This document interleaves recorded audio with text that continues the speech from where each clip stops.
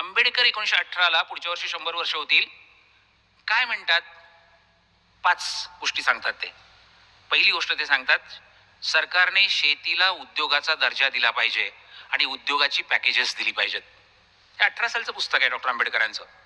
दुसरा मुद्दा ते म्हणतात, शेतीला 24/365 इरिगेशन मिळालं पाहिजे, सिंचन मिळालं पाहिजे, पाणी मिळालं पाहिजे.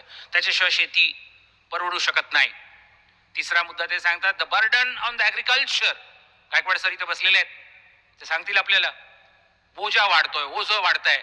सो तुमच्या फॅमिलीमधल्या एका मुलाला आंबेडकर सांगतात एज्युकेशन फील्डमध्ये पाठवा, एखाद्या मुलीला व्यापारात पाठवा, कॉमर्स, एखाद्या मुलाला उद्योगात पाठवा, इंडस्ट्री, एखाद्याला सर्व्हिस सेक्टरमध्ये पाठवा आणि एकच मुलगा किंवा मुलगी शेतावर ठेवा.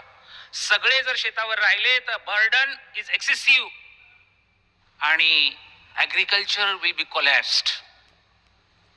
म्हणून आंबेडकर 18 साली सांगतायत की एकतर कुटुंब नियोजनच करा, पण निदान आहेत त्या मुलांना वाटून वेगवेगळ्या क्षेत्रात पाठवा.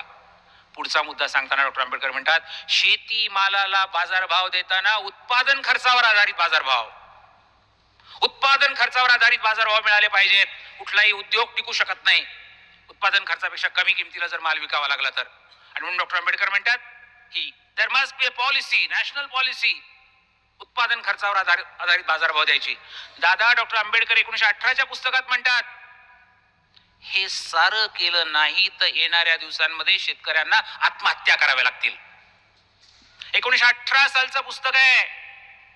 मी तुम्हाला कुणाला हात वर करायला लावणार नाहीये, पण हे पुस्तक तुमच्यापैकी कोणी वाचलंय का असं मी एवढ्यासाठी विचारत नाहीये की जयंतीचे कार्यक्रम होतात, पुण्यतिथीचे कार्यक्रम होतात, आंबेडकरांवर अनेक कार्यक्रम होतात. आम्ही प्राध्यापक लोक, आम्ही वक्ते, आम्ही पत्रकार, आम्ही लेखक ज्या बाबासाहेबांच्या गोष्टी 10 लाख वेळा सांगून झाल्यात त्याच परत सांगतो. हे आंबेडकर कधी ऐकलेत का?